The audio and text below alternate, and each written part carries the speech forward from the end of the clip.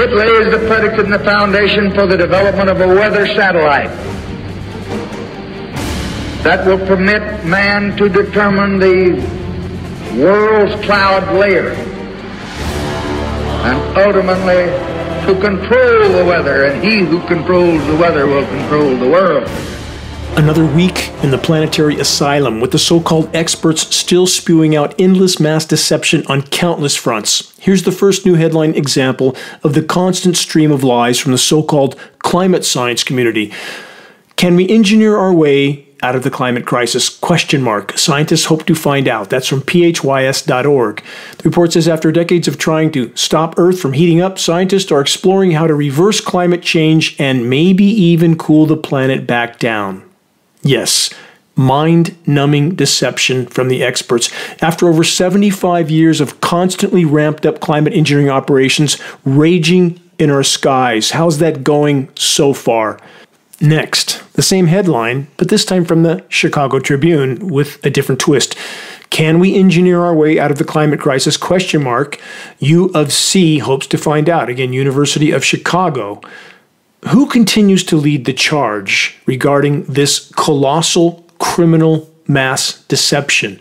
None other than the ringleader of climate engineering disinformation, Dr. David Keith. More on him in the next report. Here it is. From Earth.com, should we risk geoengineering to reverse climate change? Question mark.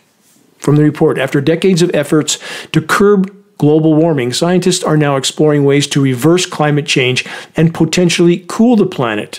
The Earth.com report then states, they are looking into geoengineering, strategies that manipulate Earth's systems to mitigate climate effects. The University of Chicago has positioned itself at the forefront of this emerging field by recruiting physicist Dr. David Keith, who will lead a climate engineering program. The Earth.com report continues, geoengineering is becoming a necessary option. Necessary for what?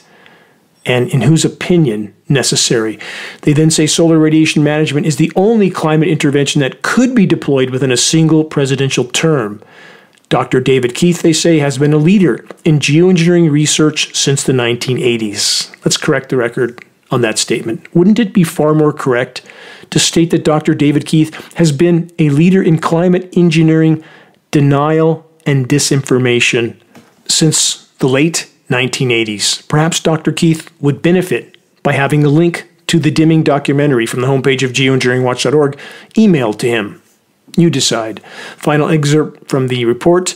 Risks of experimenting with the stratosphere. Solar geoengineering carries significant risks. Really? Who would have thought that? It might exacerbate droughts, increase acid rain, and thin the ozone layer, or destroy it completely, to be more correct. These unknowns, they say, could affect global food production and biodiversity. Really? Totally derailing the climate system and completely contaminating the planet might affect global food production and biodiversity. Again, who would have known that? And then there's the patented processes of chemical ice nucleation cloud seeding, aka temperature whiplash, chemical cooldowns. And this mind-numbing deception from phys.org. Pollen affects cloud formation and precipitation patterns, researchers find. From that report, laboratory results showing that pollen acts as an ice nucleus, influencing the freezing temperature of water in clouds and promoting precipitation. They then say these smaller particles remain in the air longer and in sufficient quantities can enter cold atmospheric layers where they trigger ice formation. Wow. You can imagine my relief that I no longer need to worry about all the weather-changing filth being spewed into our skies from the back of geoengineering jet aircraft. It's just pollen. So say the experts. Welcome to the asylum. About chemical ice nucleation cloud seeding, new from ABC Australia. This example, farmers report major crop losses after unseasonal damaging frost hits South Australia. From that report, lack of rain and severe frost this week in South Australia has hit farmers hard. There's between 80 and 100% crop damage through the whole region. Farmers said they were not bothering to reap what they had sown as their crops were in such a state that the cost of harvesting outweighed any possible return. Again, please search and review the Engineering Winter section on the homepage of geoengineeringwatch.org to learn more about chemical ice nucleation cloud seeding, which unfortunately only geoengineeringwatch.org is trying desperately to expose and educate on. And why is that? Where are the other self-proclaimed truth tellers on this subject? It doesn't fit with their narrative that there's nothing wrong with the planet, that's in fact global cooling and we're heading into an ice age. Is that why this issue is not disclosed? That's wrong. The truth is the truth. I also have great disdain for Al Gore and all the criminal hypocrisy from the environmental groups that are denying climate engineering, but that doesn't mean we blame nature or claim there's a coming ice age for events that are 100% climate engineering and chemical ice nucleation, which, for the record, can often produce a faint but distinct odor as the freezing drizzle falls from the often featureless, heavily seeded skies. From Yahoo News, produce prices soar after extreme weather puts staple crops at major risk. People can hardly afford it. That's the headline. China has endured chaotic weather this year, experiencing torrential downpours and weeks of historical heat waves. Really? Just China? How about the whole planet? How about 15 months in a row of record-shattering temperatures? How about nearly 50 years in a row of above normal monthly temperatures? This is what's happening on our planet, and climate engineering is making it worse, not better. But it's not just climate engineering, and those that claim that it is just climate engineering are wrong, and they are obliterating credibility by ignoring all other sources of damage to the planet. We need to have credible data, credible conclusions if we're to move this fight forward. This Yahoo News report continues with this. These conditions have taken their toll on the nation's agricultural sector. The average wholesale price for 28 vegetables from June 17th to August 15th this year increased by nearly 40%. Think about that. 40% inflation in 2 months? What would Americans do if that happened here? We'll find out because it's coming. Natural disasters that almost doubled China's financial losses in July from a year ago. Floods affected 6 million acres of farmland, 6 million acres. And what about all the chemicals sprayed on our food? Here's another dose from the UK Guardian. Every time the planes pass, my eyes burn. The hidden cost of Costa Rican bananas. The quote of burning eyes was, of course, from a Costa Rican farm worker. The Guardian report then states pesticides banned in the EU are still used in the Central American country, affecting workers and ecosystems, all to meet the demand for perfect fruit in the West. Is that making America great again by trashing other countries in order to get what we want here? And on that note, forgive me, here's an important footnote on the epitome of permanently contaminating other countries. For the record, the depleted uranium munitions used by the U.S. and its allies in the Middle East left those regions permanently contaminated with radioactive waste. How permanently? The radioactive half-life of depleted uranium munitions is 4.5 billion years. Billion with a B. Yes, that's permanent. Back to the raging ecological decimation on countless fronts. From AFP, report links meatpacking companies to war on nature in Brazil, along with the Amazon that's burning to the ground. For the record, industrialized, militarized everything in the current paradigm is, by its very definition, a war on nature. Translation, a war against ourselves, with global climate engineering operations being the epitome of this war. And then there is, of course, the other chemical spraying in Central America in general, under the guise of the drug war, and also, of course, the toxic climate engineering fallout to go with the now completely disrupted weather. Question, is the refugee crisis really so surprising here and abroad? And yes, there are criminal elements amongst the mix, but the vast majority are families, women, kids, and ordinary people just trying to survive. Ecological collapse, refugees. And for those that haven't a clue about the crimes that capitalism and empire have long since carried out in Central and South America, please abandon ideology, preconception, and programming. Do some honest investigation and truth-seeking. You won't like what you learn, but the truth must matter, or nothing does. About investigating, perhaps start with War is a Racket, a speech by U.S. Major General Smedley Butler. Easy to find online. And about those that claim to be saviors when they're anything but. New from Bloomberg, billionaire philanthropist Bill Gates says world leaders must step up the fight against a worsening child nutritional crisis that's causing trillions of dollars in economic losses. Let's pause there. Wow, that's rich, Mr. Gates. First, how many have suffered and perished because of your particular brand of so-called philanthropy? Next, Bill, you say you're worried about the childhood nutritional crisis because it's costing trillions? Well, that does make sense, knowing you, Mr. Gates. Money is your bottom line, isn't it? Or is it culling populations? Or both? I'll leave that to the listener to decide. This is Dane Wigington.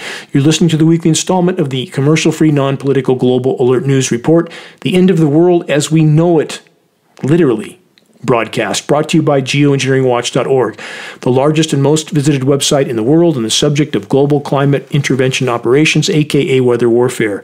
Reaching a critical mass of awareness is the only way forward in this fight. I cannot stress that enough. Without an army of the awakened, that means those that know that they are going down in the same ship. Short of that, we will not win this fight. And it's up to all of us to reach that critical mass. All of us are needed in this battle. All of us spokes in the wheel. All of us necessary to make it roll. Again, we can and absolutely must reach a critical mass of awareness, starting a conversation on climate engineering that leads people to a credible source of data is an exceptional key to the door. Geoengineeringwatch.org will continue all of our efforts to be the go-to source on covert climate intervention operations. A conversation on climate engineering can easily be started with Geoengineering Watch awareness-raising materials available on our homepage. We pass on our printed materials for less than our cost of producing and shipping. This is a labor of love, of absolute existential concern for the planet on which all of our lives completely depend. Please help us to sound the alarm. Moving on, climate engineering drought deluge scenarios. First, the deluge part. From Vox.com, why everywhere seems to be flooding right now. Certainly not the western U.S. or many other parts of the world that are droughted into oblivion and burning to the ground. But the Vox report states, unique factors have driven torrential rains around the world, but there's also a likely common thread. Now, there certainly is, isn't there? They continue. In the case of this week's floods, there's likely a clear link to climate change. While there are unique factors that fueled storms and floods in each of these places, higher temperatures mean the atmosphere can hold more water. I've been over that for 15 years at geoengineeringwatch.org. 7% more moisture is held in the atmosphere for each degree C of warming. With unfiltered data, we're likely past 3.5 C now, which means it should be raining much more overall around the world. And though we do see increasingly severe deluges like this, we also see increasingly severe drought and more overall drought. That's impossible on a rapidly warming world unless there's a factor we're not being told about. What do you think that factor is? Look up and you'll find out. Research geoengineering. The stated effort to cool the planet by spraying toxic filth into the sky to block the sun. How's that working out so far? Going to continue with this Vox article. They say, after the atmosphere holds more water part, they say, which means it can also dump more of it. According to the Natural Resources Defense Council, another agency that told our attorneys at geoengineeringwatch.org that they won't address climate engineering because they don't want to lose their 501 nonprofit. How criminally hypocritical is that? As a result, the Earth gets warmer, the NRDC stated. The heaviest rainfall events tend to be even more severe than they otherwise would be. Well, that's a pretty simple conclusion. The flooding events of this week illustrate a phenomenon that's poised to become more common as the world traverses a projected path of further warming. There's a window of opportunity, they say, to avoid the most catastrophic impacts of climate change if countries around the world are able to zero out greenhouse gas emissions by 2050. Let's stop there. No need to worry about cutting our emissions by 2050. If climate engineering and nuclear everything and much more isn't halted, no one will be here by 2030, let alone 2050. And this final statement in the Vox report is exactly what I've pointed out in so many broadcasts. This Pollyanna, total fantasy, happy ending, don't worry, buy an e-vehicle and a solar panel and we'll all live happily ever after. That's total delusion. Let's keep going. The Sahara Desert is turning green from deluge, but the Amazon is going up in flames from drought. An update on the drought firestorm part with climate engineering operations core to all of it. The U.S. West Coast continues to be fried and dried, and in between chemical cloud seeding flash cooldowns with August snow in California and now September snow in California, followed by more record high temperatures. 100 degrees, flash cool in the lower elevations down to 50. A day or two later, back to 100. That's not nature. It's climate intervention. Again, more about engineered droughts, firestorms, and climate engineering incendiary dust fallout from Reuters. Peru declares state of emergency in regions scorched by firestorms. Next, from AmazonWatch.com, immediate global action needed to contain Amazon fires emergency in collaboration with indigenous and traditional communities. Amazon, for all practical purposes, is done. Even the parts of the forest that aren't burning are deep in a scenario called VPD, vapor pressure deficit. Those trees and the rest of the flora are not respirating. They're not absorbing carbon. They're not releasing oxygen. Their root systems have been poisoned from climate engineering fallout. Aluminum shuts down nutrient uptake in roots. We are truly painted into a very, very dark corner. And there's also the collapse of the polar ice on top of this, collapse of plankton, the largest source of oxygen production on the planet. Walls are closing in from every imaginable direction. Let's add this update with about 36 other countries not far behind. Haiti emergency situation report number 34 from reliefweb.int. Haiti is facing a worsening humanitarian crisis with growing insecurity, limiting access to basic services. Attacks by armed groups and clashes between rivals are causing more people to flee, not just flee. It's causing them to perish. For the record, about 36 other countries are following in Haiti's footsteps, as all of us will, soon enough, short of a complete course correction. And no, I'm not referring to matrix media manipulated, meaningless election theater. Here's another follow-up report on issues covered in last week's broadcast. From wastedive.com, EPA says it has no obligation to regulate PFAS forever chemicals in biosolids in a federal lawsuit. The agency filed a motion to dismiss a lawsuit brought by farmers in Texas who allege they've been harmed by PFAS contamination from the spreading of sewage, sludge, or biosolids on agricultural land. Let's stop there. Of course these farmers and countless others have been harmed, and of course the EPA doesn't care and is trying to wash their hands of this situation. Toxic sewage to fertilize our food crops. What a great idea. And about the so-called public protection agencies, again, as I've stated and tried to point out so many times on so many broadcasts, agencies like this exist to serve the matrix, to hide threats from populations, not to disclose them. It gets worse.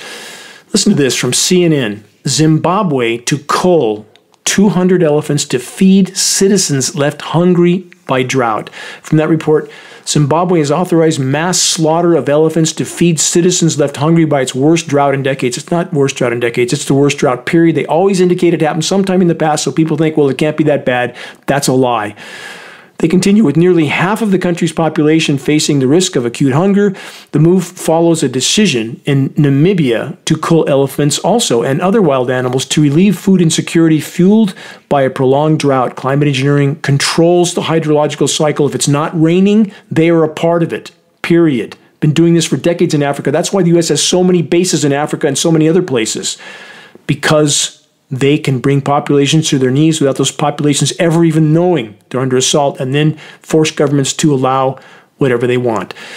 The report then says Zimbabwe and Namibia are just two of the many countries across southern Africa suffering a severe drought. Yes, there are many more. What words can express this insanity? Carving up elephants and other forms of wildlife to feed the masses. Is this not a glaring red flag of just how dire and immediate our collective reality is fast becoming?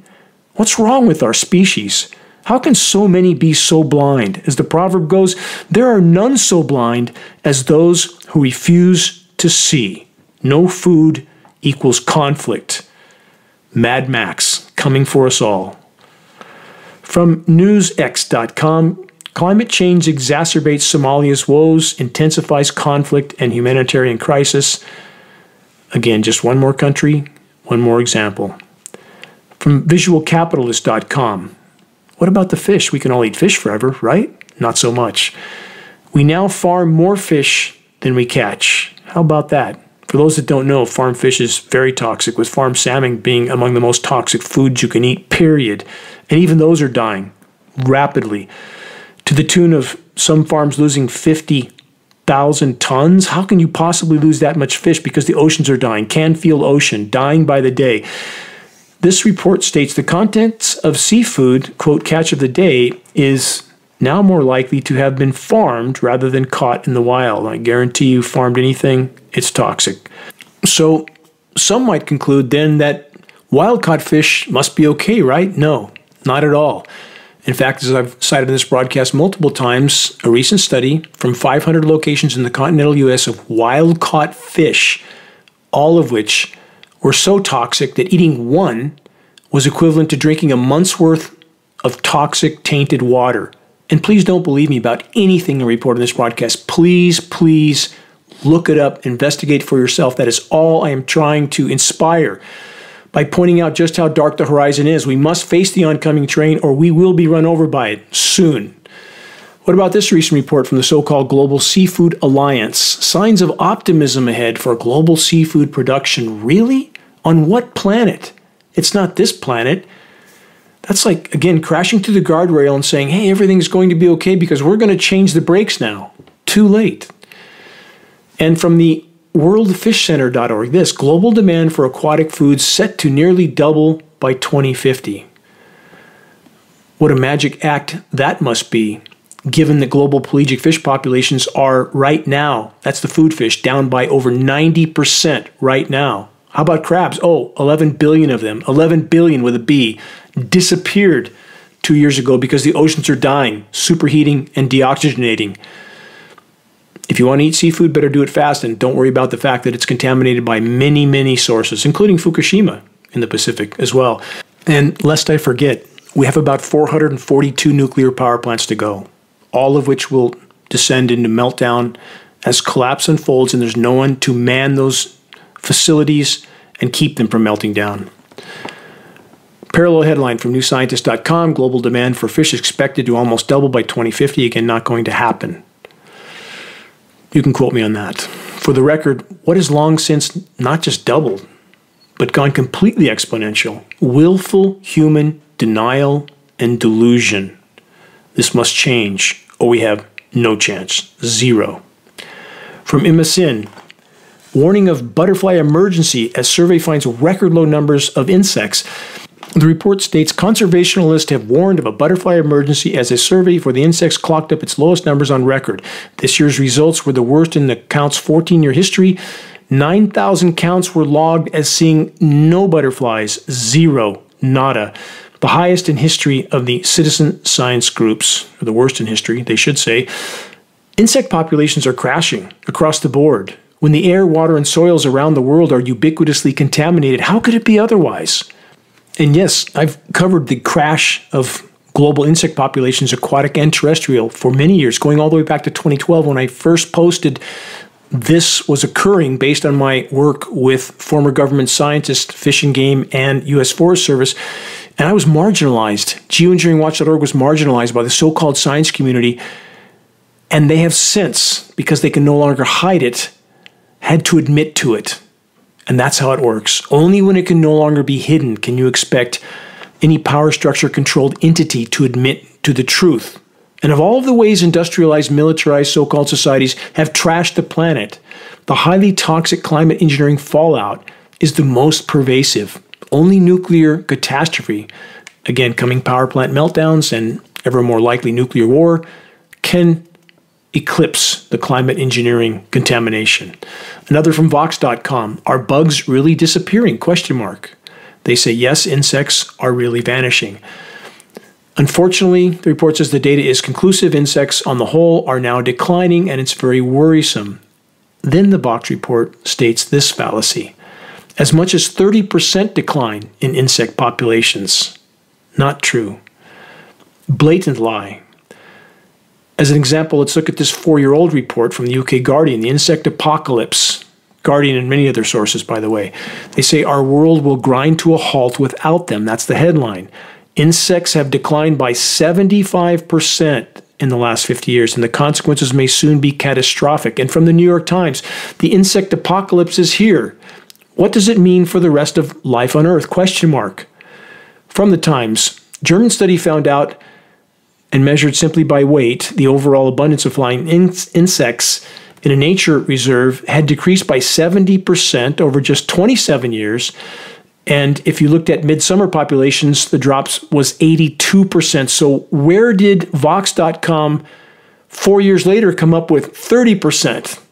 Blatant, glaring lie. Just like the lie that the ozone layer is getting better, just like the lie that we're still below 1.5 degrees C warming, just like the lie that there's no drought in the West and California where I'm at, or minimal designation of drought when the fuel moistures are the lowest they've ever been. Lies, lies, lies. Even the rain measurements in places like Northern California, where they measure in an urban area like Redding, but they don't measure or disclose the orographic enhanced rain in the higher elevations that is a fraction of what it should be. They don't disclose that. And why is it so low? Because they're aerosolizing the cloud moisture and migrating it somewhere else.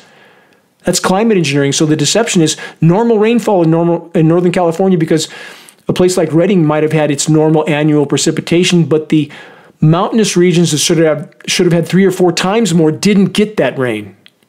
Lies across the board, not just in the climate science community. We know many other communities and deception that goes with those communities.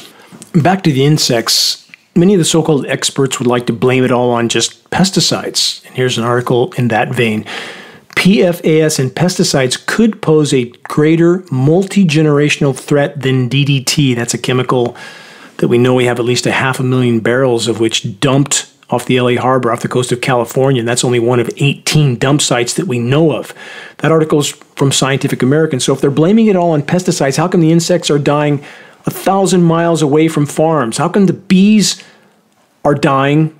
We have peer-reviewed study of aluminum implicating those die-offs, that aluminum is causing symptoms in bees that resemble Alzheimer's and dementia in a human being 1,000 miles away from the nearest farm. What's that coming from? And for the record, freeform aluminum does not exist in nature. It must be mined and refined and dispersed to be freeform.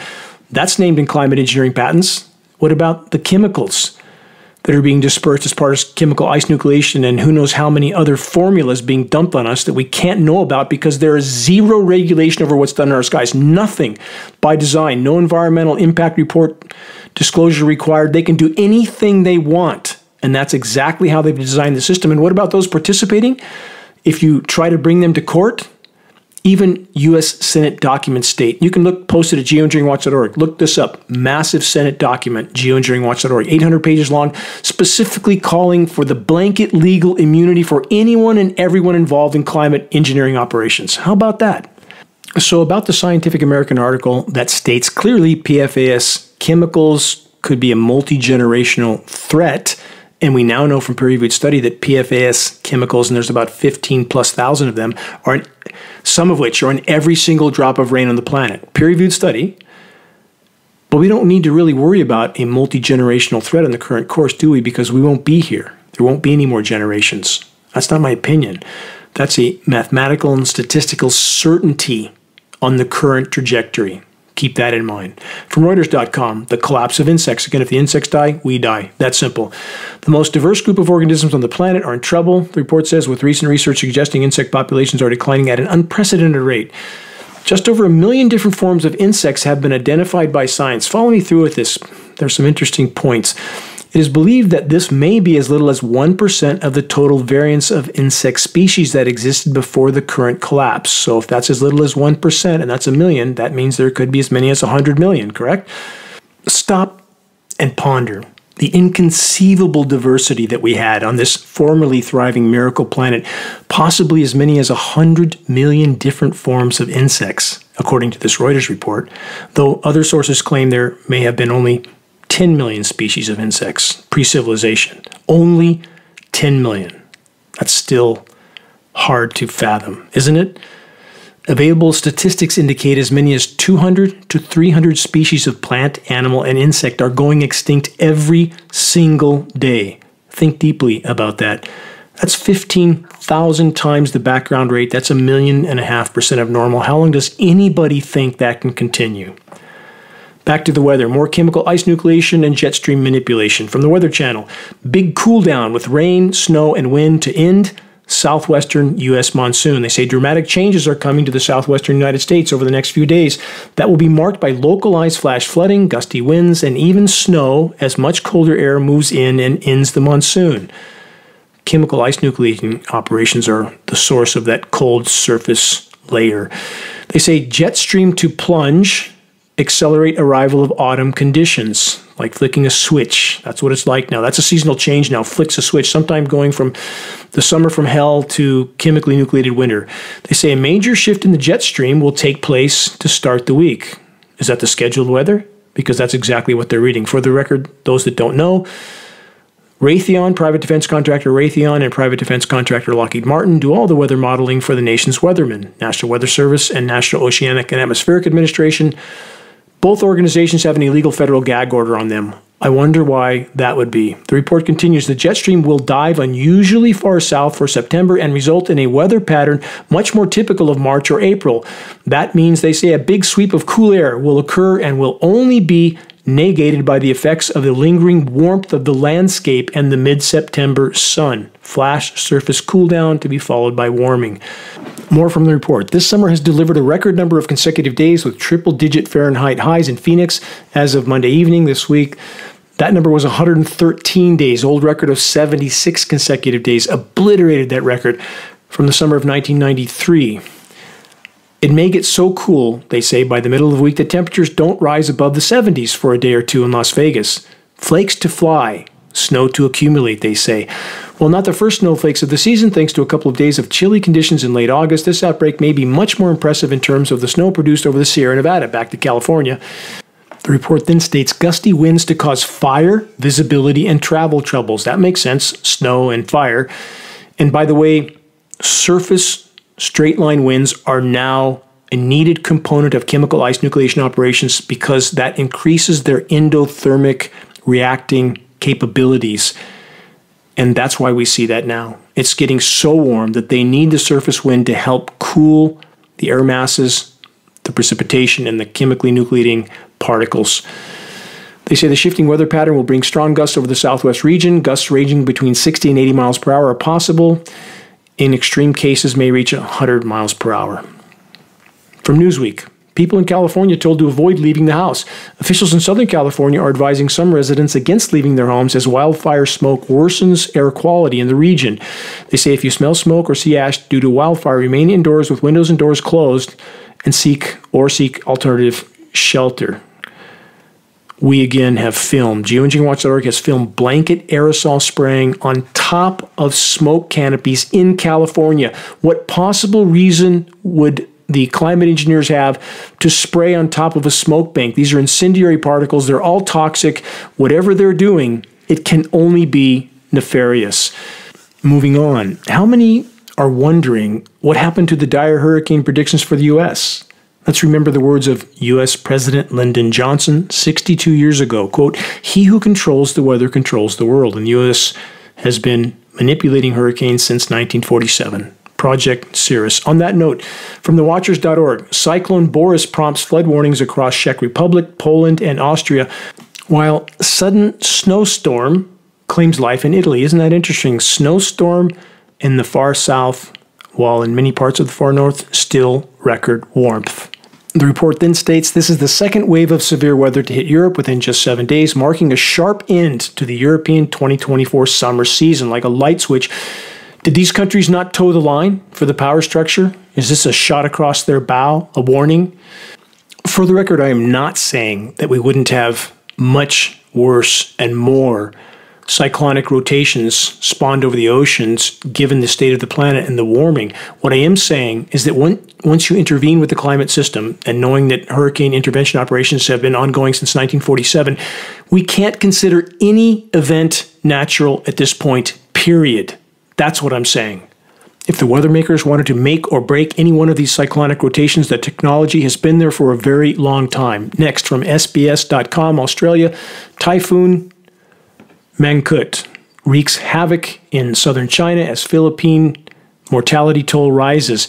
In the neighboring gambling enclave of Macau, all 42 casinos shut down for the very first time in history. It's not going to be the last time, I can guarantee you that. From the Weather Channel Climate Engineering Cover-Up Agency, Shanghai is slammed by what China says is the city's strongest storm in 7 decades. They always try to pretend it's happened before, even if it hasn't. That makes people think it can't be that bad, happened before. That's part of the psychological aspect of these type of headlines. The administration on Monday issued a red typhoon warning, its most severe alert, warning of gale force winds, heavy rainfall, and coastal floods in large swaths of eastern China. You should look at the damage videos here, just like the damage in Acapulco, which we saw almost nothing of here, from a cyclone that went from a mediocre tropical depression to a strongest ever Cat 5 in 12 hours. U.S. media barely covered it. Take a look at the footage along the beaches of Acapulco. It's still online. It looks like something from a post-apocalyptic movie, and most Americans have no clue it even happened. All part of the plan. From the UK Guardian, races on to produce a supercoral to survive the world's warming seas. They say coral reefs are called the rainforests of the seas. Widespread bleaching of reefs is devastating these delicate ecosystems. They say global warming has triggered the widespread collapse of reefs across the planet. They continue, in a bid to halt this destruction, an international group of researchers is working together on the Aquatic Symbiosis Genomics ASG project. Powerful DNA sequencers are now unraveling the great genetic secrets of coral, data that could be vital in saving the world's reefs and understanding the mysterious process that drives the symbiosis. They say widespread bleaching of reefs from global warming is now causing worldwide devastation. At the current rate of bleaching, they say 90% of the world's coral reefs will be extinct, functionally extinct, by 2030. And will no longer be able to support life. 2030, and that's a very optimistic outlook. Will any of us be here? And about the genetic modification of more of nature, how's that working out so far for forests and for crops? Everything we do to interfere with nature goes wrong, period. From time.com, aka Time Magazine, this global warming breaks another record with the hottest summer ever. Across the world, Time says soaring temperatures are testing the limits of the human body. Yes, they are. As I reported in last week's broadcast, it feels like temperature in Iran of 180 degrees. That's a combination of temperature and humidity. That is the feels like temperature. The heat index is what it is known as. It's coming for all of us soon. From theconversation.com, what the jet stream and climate change had to do with the hottest summer on record. Remember all those heat domes, ? How many times do I bring up heat domes on this broadcast, and how much do we now hear it all the time? They say summer 2024 was officially the Northern Hemisphere's hottest on record. In the United States, fierce heat waves seem to hit somewhere almost every day. The most severe and persistent heat waves are often associated with an atmospheric pattern called a heat dome. A heat dome is a persistent high-pressure system over a large area. A high-pressure system is created by sinking air. Been over that many times in this broadcast. As air sinks, it warms up, decreasing relative humidity and thus clouds, and it doesn't cool off at night. The report then states the longer a heat dome lingers, the more heat will build up, creating sweltering conditions for the people on the ground. How long these heat domes stick around has a lot to do with the jet stream. Here's another for the record. The lingering heat domes are inseparable from ionosphere heater-induced atmospheric high-pressure zones. HAARP in Alaska, acronym HAARP, is but one example of an ionosphere heater facility. Please do objective investigation into such weapons of mass destruction, because that's exactly what they are. From Euronews.com, Spain is shifting from a Mediterranean climate to a desert climate, new study states. From Reuters, breaking new report on ever-worsening scenarios. Worst drought on record lowers Amazon rivers to all-time lows. The weather makers control the spigot. Keep that in mind. Though as the climate system increasingly blows apart, they are losing whatever control they thought they had. From LeMond.fr, people have never seen anything like it. Morocco hit by extraordinary torrential rains. From TheWatchers.org, historic floods hit Central Europe, claiming at least 21 lives.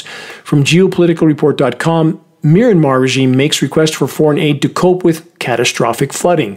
From FirstPost.com, 1,000 mortalities and 1 million homeless as floods devastate West and Central Africa. They say the exact toll of mortality of the calamity has been difficult to tally given the scale of the disaster. From CNN, once-in-a-thousand-year rainfall event from an unnamed storm floods homes and forces rescues in North Carolina. Wonder what North Carolina did wrong. From Yale Climate Connections, epic floods are wreaking havoc from Africa to Asia to Europe. 3 massive flood events across 3 continents have claimed over 1,500 lives and cost over $15 billion in September alone. And from the UK Guardian, floods in Poland, already covered that, and wildfires in Portugal show reality of climate breakdown, says EU. They would know, certainly as being a part of the climate engineering cabal. And in so many other parts of the world, unprecedented drought and die-off, the vast majority of which goes completely unreported and shockingly unnoticed by far too many in first world nations that continue to be distracted by scripted election theater and pursuits of personal pleasure. And in third world nations, most are just desperately trying to survive another day, which, for the record, will soon be the fate of those in first world nation populations. And no, shiny medals won't save anyone from what's coming. You're listening to the weekly installment of Global Alert News, the Bad News Broadcast, installment number 476, September 21, 2024. This is Dane Wigington, your host. Global Alert News is brought to you by Geoengineeringwatch.org, the largest and most visited website in the world on the subject of climate intervention operations known as geoengineering.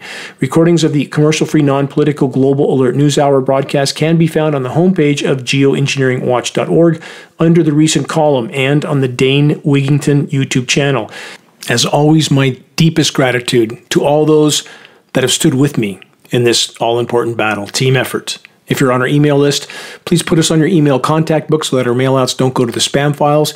Please help us to share the groundbreaking documentary, The Dimming, which fully exposes the climate engineering atrocities, now with, I believe, 25,400,000 views, something in that range. The best way to share this documentary is by circulating the direct link to The Dimming by email directly from the homepage of Geoengineeringwatch.org. Sharing directly helps us to overcome social media censorship, which is becoming increasingly draconian. When viewing our YouTube of The Dimming or Global Alert News or any other Geoengineering Watch video on YouTube, please subscribe, share, and comment, all of which helps us to circulate critically important data to a much wider audience. About reaching those that are still looking down and not up. Here's one way. Start the conversation with Geoengineering Watch awareness-raising materials, which can be found on our homepage. Our only goal, to provide activists what they need to move this fight forward, to start a conversation. Extremely high-quality printed materials with shocking images, and we pass these on for less than our cost of producing and shipping. I have one goal, one mission in this life, to stop this insanity in our skies and to let the planet respond on its own to the damage done, which is the only way we will at least buy time.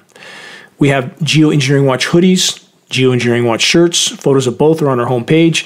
We have scannable business cards and bumper stickers, all effective tools to help strike up a conversation on the climate engineering issue. Again, reaching a critical mass, only way forward in this fight. If we can expose it, we can stop it from the inside out. We must awaken our military brothers and sisters to what they're participating in, because they're not being told the truth. If you're willing to share a picture of yourself with a Geoengineering Watch shirt or hoodie, ideally in some crowded location, please send your photo to us so we can post it as part of our activist compilation, which is now part of our materials page. The images encourage others to make their voices heard in this all-important battle to sound the alarm. And again, to all those that are steadfastly committed to exposing and halting the climate engineering onslaught, you have my deepest gratitude now and forever.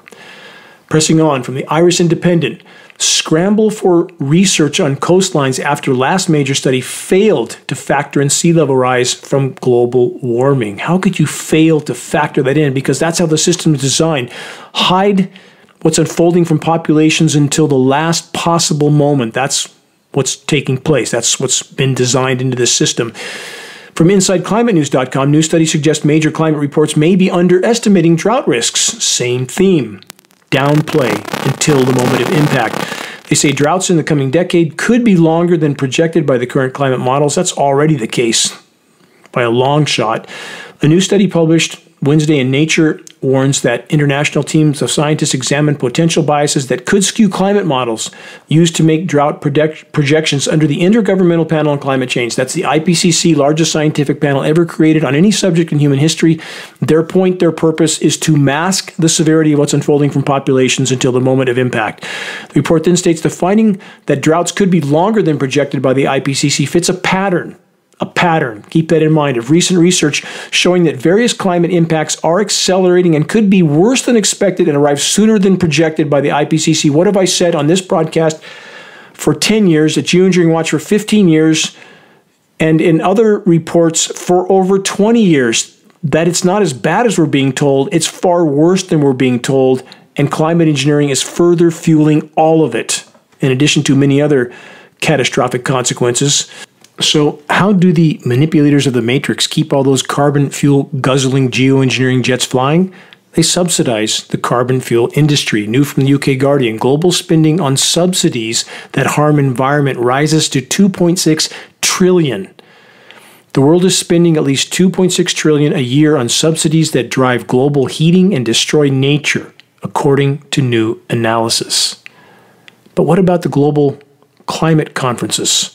Weren't they going to put everything on the right track and save the environment from the carbon fuel carnival? Not so much. From Splinter.com, looking ahead to a, quote, extremely bleak COP29, COP Climate Conference. That's the next conference. They say all certainty makes for a fun setup as we approach the COP29 to be held in the oil and gas dependent country of Azerbaijan in its capital of Baku beginning on November 11th. Much like with Dubai, another oil nation, last year Baku's hosting duties got off to a banger of a start, they say, when the country appointed Mokhtar Babayev as COP president. He's currently the country's environmental minister, but where did he come from? He spent 26 years working at a state-owned oil and gas company. How big can the conflicts of interest be? Yes, the carbon fuel carnival kingpins control the theater production of the climate conferences. The objective of these facades: pretend to care about the environment while keeping business as usual till the brutal bitter end, and behind closed doors, forcing countries to actively or passively participate in climate engineering operations. That's how it works. Please forgive me if I rant for a moment, but it's definitely due. Through all of this, the majority of Americans are completely caught up in power structure scripted election theater, clinging desperately to the delusion that their particular political puppet candidate will somehow miraculously make the tidal wave of doom hanging over our collective heads magically go away. And yes, I fully expect wrath that will be thrown at me for daring to criticize the matrix manipulated theater of mass distraction called presidential elections. Total, absolute delusion. For the record, the only ones that can save us from ourselves, is us. We are the ones we've been waiting for. Again, I ask this: why are we here? Where are all those who are already aware of the threat we face from the ongoing aerosol spraying operations in our skies? I could never count or recall all those that I've seen come and go from the front lines of the fight, never to return, at least not yet. And I can only hope that that changes. Insects are crashing, fisheries are collapsing, forests are dying and burning, our skies are constantly filled with ever more jet-sprayed climate engineering filth. The ozone layer is collapsing and virtually the entire planet is now contaminated. Question: does this sound like a recipe for long-term survival, or of even short-term survival? Short answer: no. What is already unfolding won't seem real to the vast majority until it happens. Lifelong power structure programming of normalcy bias and propaganda has completely blinded the vast majority. Some of the most blind are the most highly educated, or more correctly, indoctrinated, at power structure institutions of higher re-education, aka programming. Taken as a whole, with not nearly enough exceptions, the human race is behaving in a manner that is completely and totally insane. And about the exceptions, you already know who you are. Where is the sense of purpose and courage that is necessary to carry out any meaningful mission in this life? And what could be more meaningful than to fight for the very survival of the web of life on which our lives completely depend? How many ongoing atrocities are the vast majority completely ignoring or pretending are something other than what they actually are? The manipulators of the matrix and, of course, the media pretending to be the victims while actually playing the part of the perpetrators in one form or another in almost every circumstance of chaos and carnage around the world. Ultimately, this is all the self-annihilating pursuit of power and resources by empire, while the majority of the population actively or passively participates, motivated by what they mistakenly believe to be their own self-interest. And sadly, tragically, far too many don't seem to care at all about anything happening anywhere or to anyone that doesn't directly and immediately impact them. Isn't this comparable to the delusion that, quote, my half of the boat isn't sinking, so it's not my problem? When the entire ship goes down, the passengers go with it. Keep that in mind. Does the fact that the vast majority isn't interested in hearing verifiable truths alleviate our responsibility, the awakened, to deliver it, regardless of the resistance from family and friends? Does the fact that we face seemingly impossible odds in regard to turning the tide alleviate any of us from our responsibility to try? Would that excuse suffice?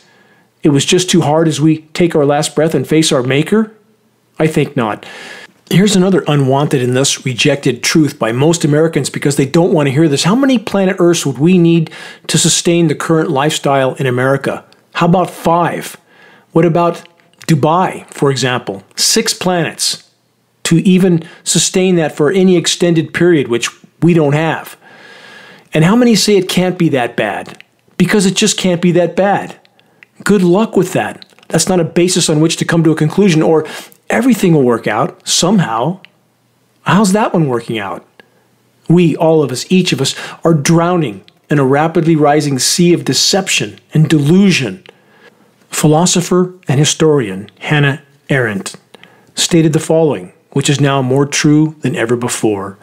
This constant lying is not aimed at making the people believe a lie, but at ensuring that no one believes anything anymore.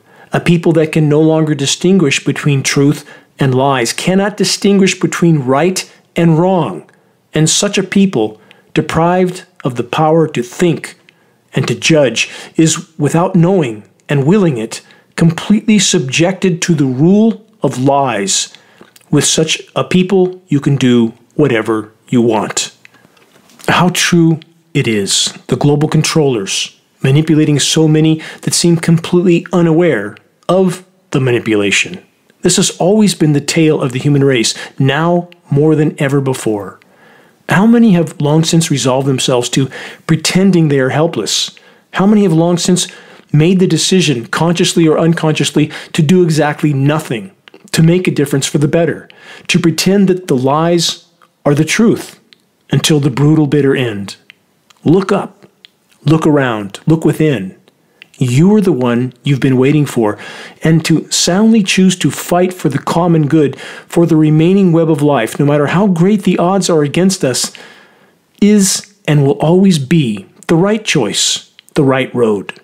However narrow that road may be, and however few there are which are willing to trot it.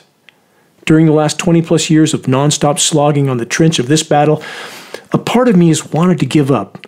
More times than I can remember, a part of me has wanted to flee to the forest, what's left of it, to spend my remaining days in solitude, among my silent, sentient comrades, the trees, along with the animals and the birds that have always been there for me throughout all the challenges in my life. But I can't do that.